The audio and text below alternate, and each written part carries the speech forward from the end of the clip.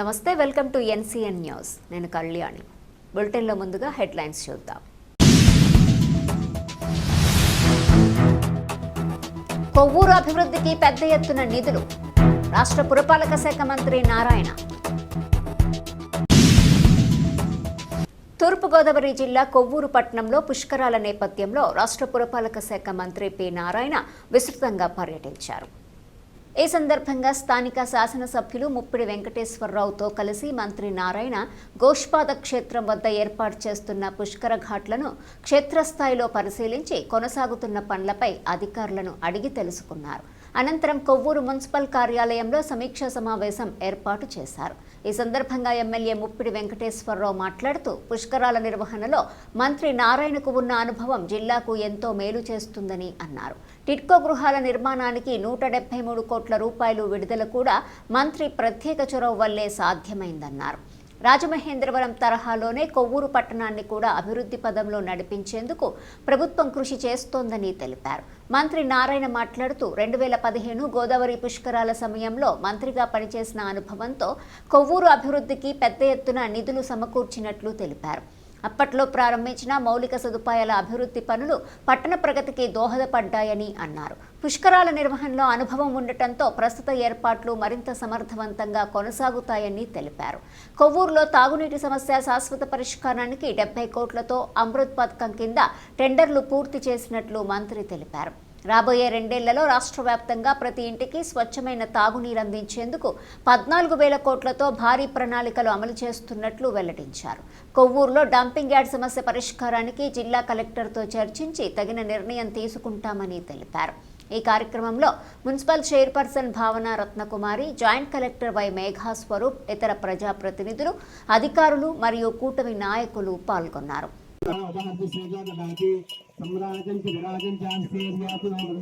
लक्ष्मी राक्षसम कहते हैं मासुकुंतयामसि शब्दस्य गठारेभ्यो अगौरवेभ्यो वेभ्यो सर्वभवेभ्यो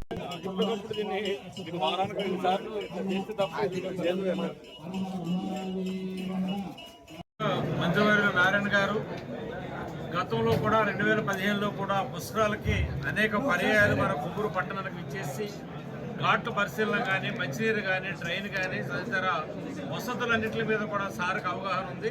తిరిగి మళ్ళీ ఇప్పుడు ఎన్డీఏ కూటమిలో కూడా సారే మళ్ళీ మంత్రిగా రావడం కూడా కొవ్వూరు పట్టణానికి కానీ రాష్ట్ర ప్రజల గారు అదృష్టంగా మేము భావిస్తూ ఉన్నాం. సబ్జెక్ట్ ఉంటూ కమాండింగ్ ఉండి ఈ యొక్క మున్సిపాలిటీస్ అన్నింటిని కూడా ఏ విధంగా ముందుకు తీసుకెళ్లాలంటే దాని మీద సార్కి ప్రత్యేకమైనటువంటి దృష్టి పెట్టి సీఎం గారితో ఉన్నటువంటి అతి సన్నిహితం ఉన్నటువంటి దాంతో సార్ కూడా ఉన్న సమస్యలు చెప్పడం, సార్ చెప్పగానే సీఎం గారు కూడా దాన్ని శాంక్షన్ ఇవ్వడం కూడా అన్నీ కూడా జరుగుతున్న పరిస్థితి ఉంది. అది కూడా టిడ్కో ఇళ్లకు సంబంధించి వాళ్ళ 173 కోట్ల రూపాయలు కూడా శాంక్షన్ చేసిన పరిస్థితి కూడా అదే ఉంది.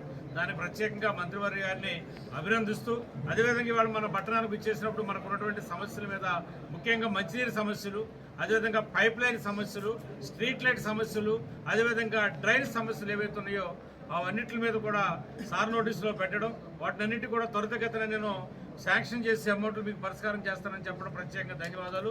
వెంకయ్య చెరువు కూడా ఇప్పుడే 3 కోట్ల రూపాయలు కూడా మీకు మంజూరు చేస్తానని చెప్పని కూడా సార్ వెంటనే ప్రకటించిన దానికి కూడా ప్రత్యేకంగా కూడా ధన్యవాదాలు తెలియజేసుకుంటూ, ఖచ్చితంగా గతంలో ఉన్నటువంటి ఎక్స్పీరియన్స్ తోటి, గతంలో ఉన్నటువంటి ఏదైతే సార్ అనేక సారి పర్యటన మన కొవ్వూరు పట్టణానికి వచ్చి గోదావరి పుష్కరాలు ఏ విధంగా విజయవంతం చేశారో అంతకంటే ఎక్కువ స్థాయిలో ఈసారి అప్పట్లో 14లో ప్రభుత్వం ఏర్పాటు చేయటం, 15లోనే ఎన్ని పుష్కరాలు రావడంతో కొంచెం ఇబ్బంది అయింది.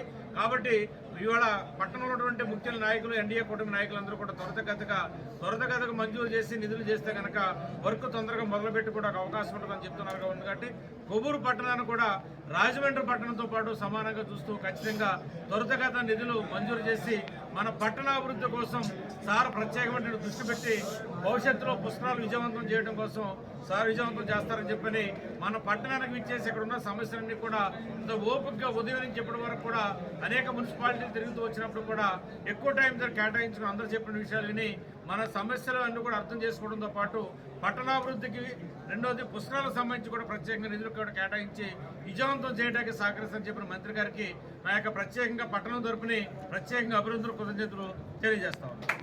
అండి, ఈరోజు కొవ్వూరు మున్సిపాలిటీలో అటు శాసనసభ్యులతో మరియు చైర్పర్సన్, తర్వాత ప్రజాప్రతినిధులు, అదేవిధంగా కౌన్సిలర్స్ రావడం జరిగింది.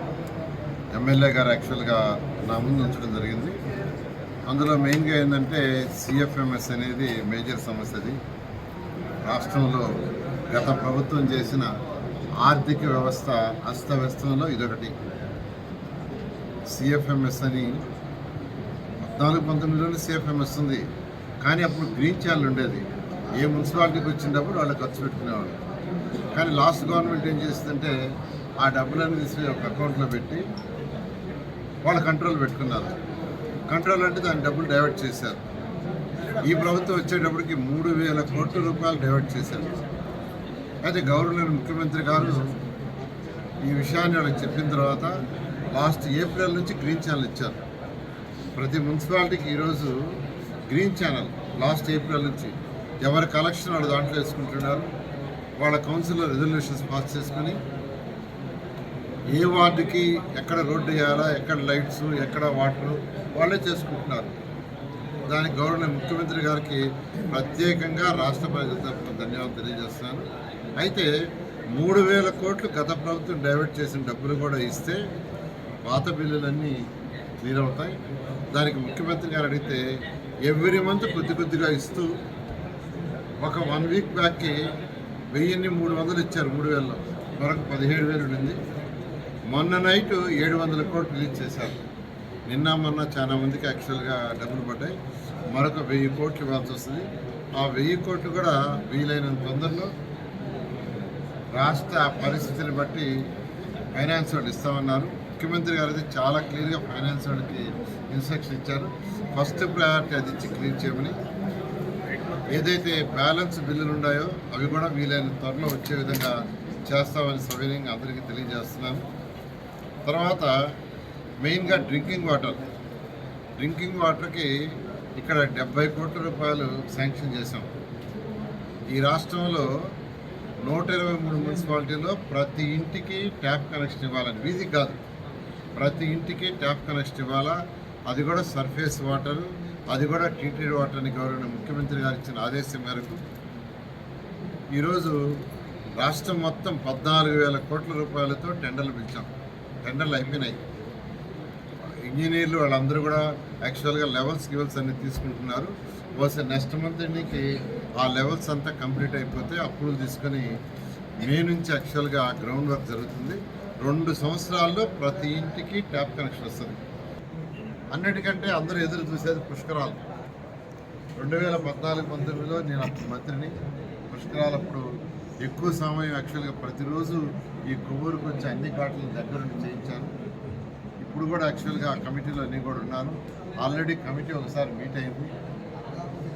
మరొక 20 రోజుల్లో మళ్ళీ ఇక్కడ కొవ్వూరులోనే మన రాజమండ్రిలో మీట్ అవ్వాలని నిర్ణయించాం. దీనికి సంబంధించి గవర్నర్ ముఖ్యమంత్రి గారు అన్ని డిపార్ట్మెంట్లని బడ్జెట్ అడిగారు. దానికి అన్ని డిపార్ట్మెంట్ బడ్జెట్ సమర్పించారు.